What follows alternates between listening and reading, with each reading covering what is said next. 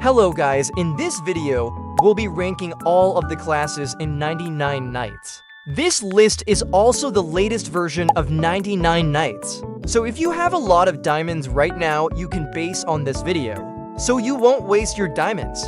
So again, we will be ranking the classes from S tier to F tier.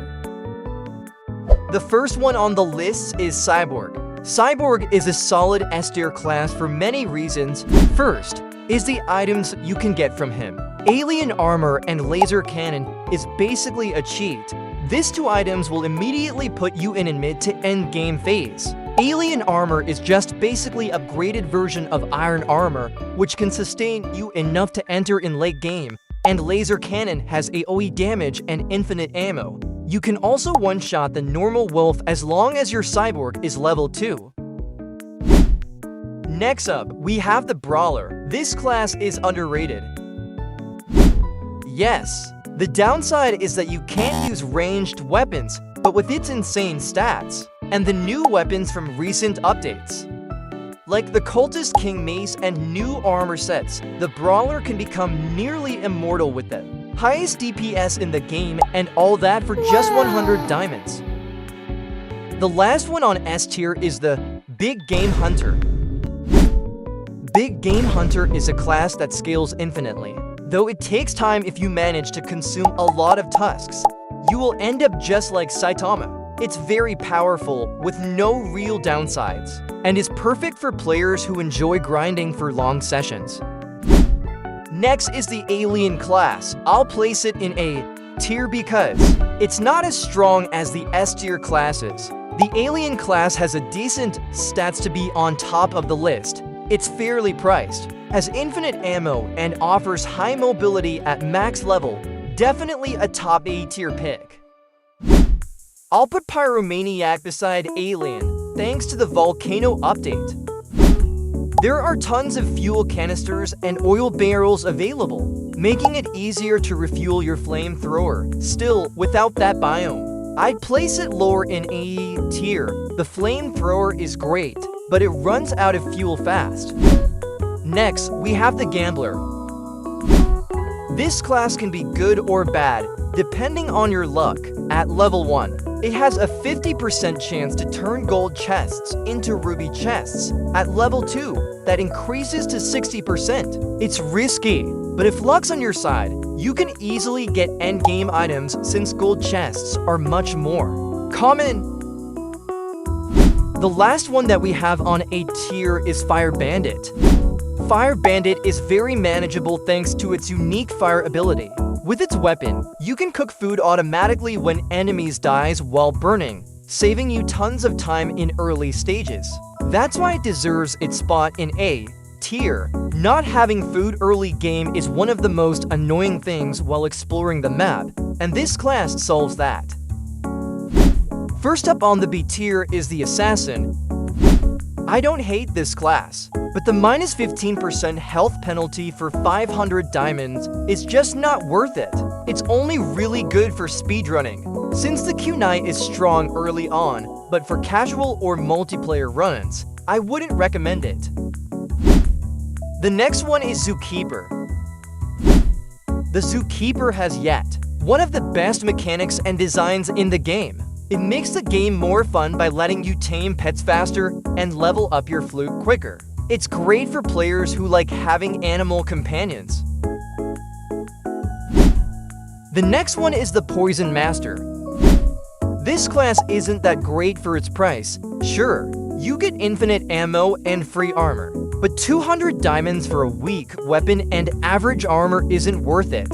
It also has a slow fire rate, making it hard to handle mobs efficiently. The next one is the Lumberjack. This class is solid, thanks to its 25% chance to duplicate saplings. With this ability, you are able to plant more trees or even make them your own wall. It also has a good starter kit and is often used in speedruns, especially in multiplayer. The next one that we have is Fisherman. This class belongs in B tier because it can gather scraps and food just by fishing. It's a relaxing, chill class, perfect for players who enjoy slower gameplay. Last one on the lists is Medic. Medic shines in multiplayer. It can revive teammates 5 times faster, and when you do, they regain extra health and hunger. It's a great support class for team play. Lastly, in B tier, we have the Cook. When paired with an infinite food build, this class becomes an overpowered support, thanks to its faster cooking and the chance to create hearty stew, which restores extra health. The next one that we have in C tier is Base Defender. This class only shines in late game. When you can fully fortify your base at level 3, your defenses deal more damage. But it's only really useful once your base is set up with traps and walls. And then the next one is Berserker. This class could have been great, but its damage only doubles when your health is low. It might save you in clutch situations, but it's not worth the risk overall.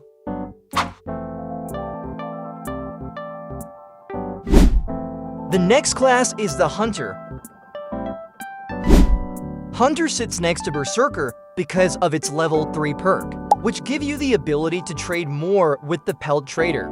This helps speed up your progress to mid-game. The last one on the C tier is the Scavenger. If you're a beginner with no class yet, Scavenger is a solid temporary choice. Its extra to inventory slots make it super convenient early on. This is also very fun to use if you like gathering resources for you or your team.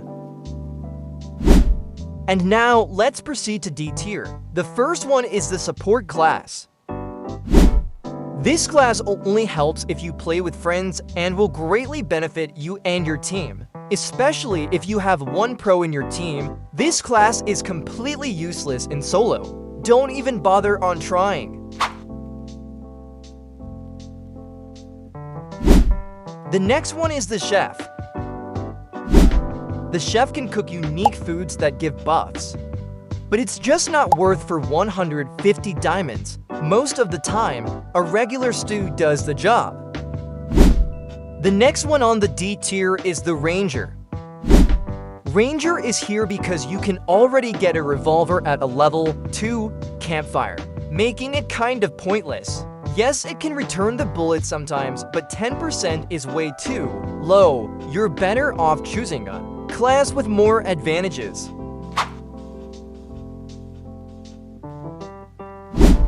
The next one is the Farmer. Farmer's ability to grow unique crops sounds promising, but crops are mostly used for cooking stews, so it doesn't make a big difference overall.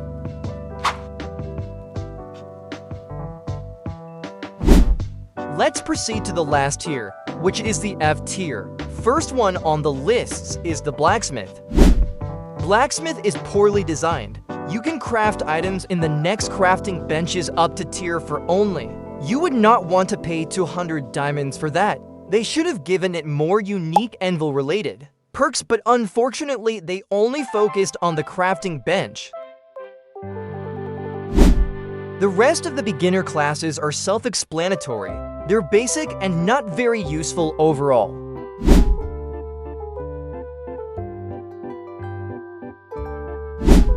And that wraps up the latest 99 knights in the Forest class tier list. If this helped you understand the current balance, don't forget to leave a like, comment your favorite class, and subscribe for the next patch breakdown. Peace.